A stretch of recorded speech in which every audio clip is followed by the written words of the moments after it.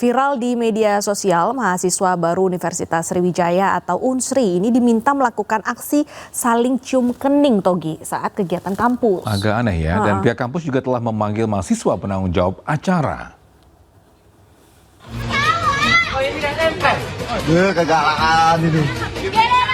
Video mahasiswa baru Universitas Sriwijaya atau Unsri diminta melakukan aksi saling cium kening saat kegiatan kampus viral di media sosial. Peristiwa terjadi pada 20 September lalu dalam rangka penyambutan mahasiswa baru yang digelar Himpunan Mahasiswa Teknologi Pertanian atau Himateta. Atas kejadian tersebut, pihak kampus Unsri membentuk tim investigasi karena kegiatan tersebut izinnya adalah kegiatan bersih-bersih teknologi pertanian. Pihak Fakultas Pertanian, Prodi Teknologi Pertanian juga telah memanggil 15 orang. Selain itu, pihak kampus juga telah membekukan himpunan tersebut selama 1 tahun ke depan. Peristiwa bermula usai kegiatan bersih-bersih yang dilakukan oleh Himateta. Tiba-tiba ada yang spontan memberikan ide untuk ciuman, kemudian direkam dan diposting hingga viral di media sosial. Dan kalau memang ditemukan hal-hal yang melanggar, ya mungkin ada status pelanggaran berat, ya pihak universitas tidak segan-segan nanti akan menjatuhkan sanksi akademik ya kepada pelaku. Pihak kampus masih menelusuri peristiwa ini, sementara mahasiswa yang terlibat akan menerima sanksi mulai dari teguran, pembinaan hingga skorsing. Dari Palembang, Sumatera Selatan, Guntur, iNews melaporkan.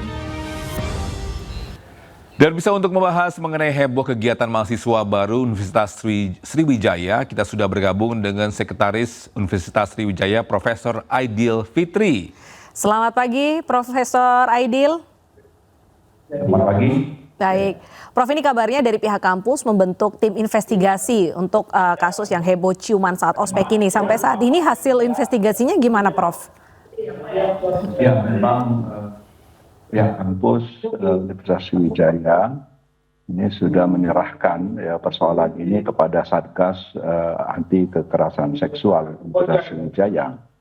Dan sekarang sedang dalam proses investigasi dan kami akan pantau terus, nanti keputusannya akan kami komunikasikan dan informasikan ke PPID Universitas Sriwijaya. Ini menjadi pengetahuan perkembangan kami sehingga publik itu bisa mengikuti perkembangan apa yang dilakukan pihak Universitas Sriwijaya begitu. Ya, Prof Aidil, apakah dari pihak kampus pun juga sudah mengetahui mungkin program atau kegiatan dari ospek tersebut dari awal? Ya, ini kan kebiasaan di tingkat program studi ya, bahwa pihak program studi dengan diketahui ya, pihak dekanat itu melakukan pemantauan terhadap kegiatan ini. Ya, namun di akhir kegiatan ya terjadilah ya, peristiwa itu, dan ini memang di luar pantauan dari pembina kemahasiswaan di Fakultas Pertanian Universitas Sriwijaya. Dan ini yang sudah diklarifikasi dan kita langsung mengambil langkah-langkah, diantaranya memanggil beberapa mahasiswa senior, kemudian mahasiswa baru, serta membekukan kepengurusan Himateta. Dan ini merupakan langkah yang cepat diambil pihak universitas sehingga bisa menjamin bahwa hal-hal yang serupa ini tidak akan terjadi lagi di masa-masa yang akan datang. Prof, berarti bisa dikatakan kegiatan cium kening ini baru ada di tahun ini ya? Betul, ya. Dan di luar jangkauan kita. Oke, ya, berarti kalau kami bisa menangkap ini tidak ada komunikasi antara dari panitia ibaratnya dengan pihak pembina. Lantas apa alasan mereka ada sesi cium kening ini? Tujuannya untuk apa? Ya, kami masih mencari ya fakta dan data melalui tim ini, background atau latar belakang terjadinya peristiwa ini ya.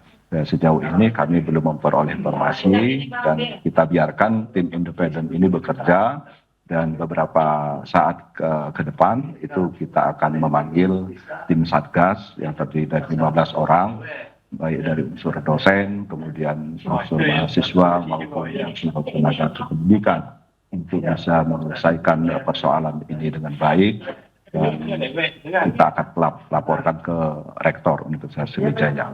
Ya, Prof, apakah respon dari para orang tua ini atas kegiatan ini? Ya, sementara kami menerima informasi ada kegelisahan orang tua ya, karena mahasiswa ini adalah mahasiswa baru dan diperlakukan kurang etis ya, sehingga ada kekhawatiran terhadap kenyamanan para orang tua.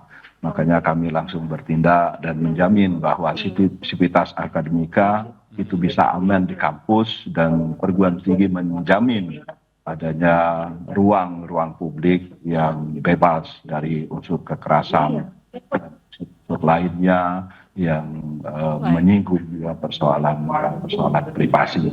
Dan ini penting sekali bagi kami untuk bisa menjamin bahwa warga kampus itu senantiasa melindungi dari unsur-unsur kekerasan itu. Oke.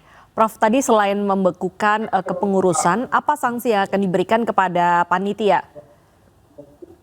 Ya, kalau memang tim investigasi itu nanti terbukti melakukan pelanggaran, kalau pelanggaran itu rendah ataupun sedang, mungkin kan sanksinya berupa teguran saja. Tapi kalau sudah pelanggar berat, ini mungkin di tingkat rektor nanti akan melakukan rapat untuk bisa memutuskan sanksi-sanksi yang berat, termasuk skorsing akademik kepada para mahasiswa yang melakukan tindakan-tindakan itu. Baik, terima kasih Prof atas klarifikasinya untuk pagi hari ini. Itu dia pemirsa Profesor Aidil Fitri selaku Sekretaris Universitas Sriwijaya. Selamat bertugas kembali, Prof. Ya, terima kasih. Terima kasih. Baik. Pemirsa, kita ke informasi selanjutnya. Peringatan Hari Tani Nasional yang jatuh hari ini ditandai dengan demonstrasi dari berbagai organisasi Jakarta. Ya, masa akan berkumpul di kawasan Gelora Bung Karno.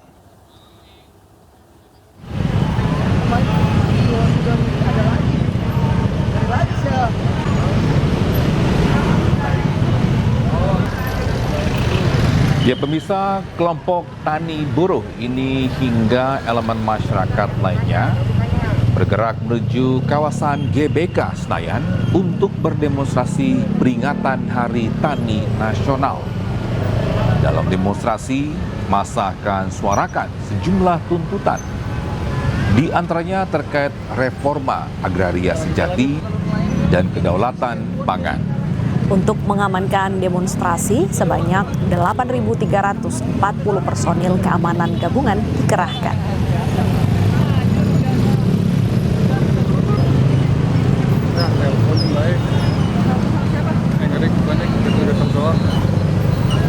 Masih nggak ada yang ini ya, cuma 9.40 katanya senat. Dan pemirsa, untuk informasi terkini kita telah bergabung dengan rekan Ismalia Maida Asari langsung dari depan gedung DPR RI.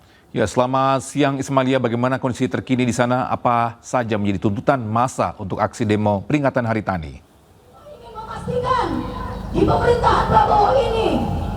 Ya, selamat siang Togi dan juga Yasmin. Saat ini memang dari para serikat petani dari seluruh wilayah Indonesia ini berkumpul di depan gedung DPRD untuk melakukan aksi demonstrasi mereka, menyuarakan tuntutan mereka. Di sini bisa saya laporkan sedikit, Togi, Yasmin.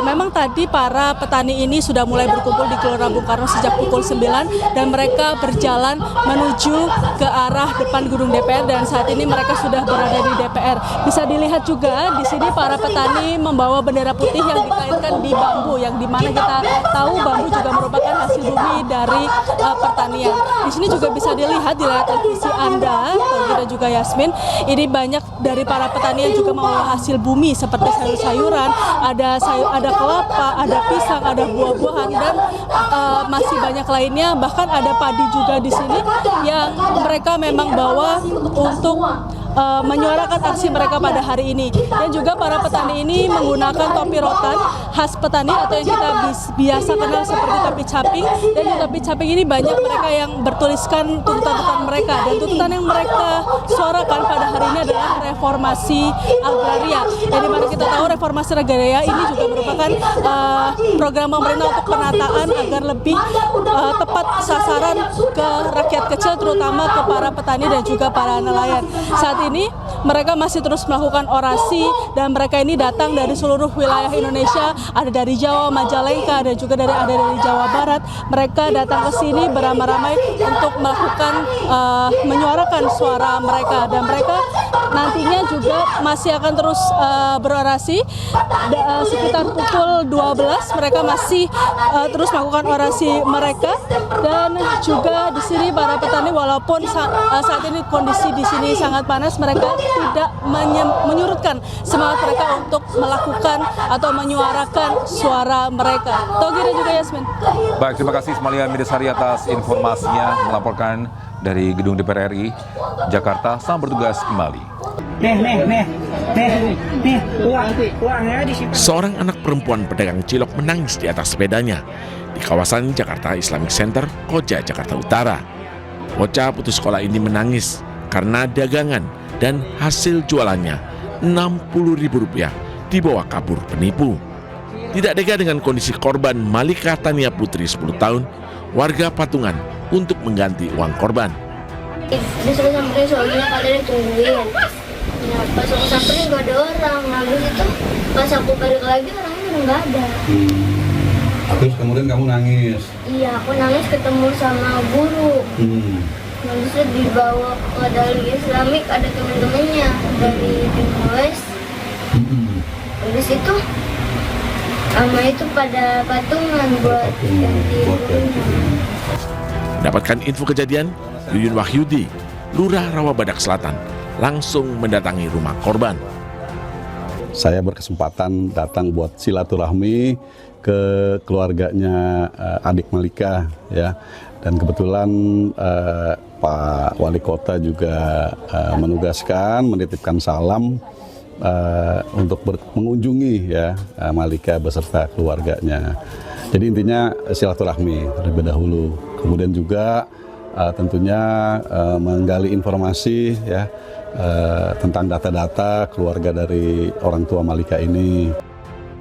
Sebelumnya, Malika, bocah perempuan yang sedang berkeliling menjajakan cilok, diberhentikan oleh seorang wanita. Meminta 8 bungkus cilok seharga Rp40.000. Wanita itu juga meminjam Rp60.000 yang akan diganti oleh suaminya yang disebutkan tidak jauh dari lokasi. Namun setelah lama menunggu, suami pelaku tidak kunjung datang. Dari Jakarta, Sofyan Firdaus, iNews melaporkan.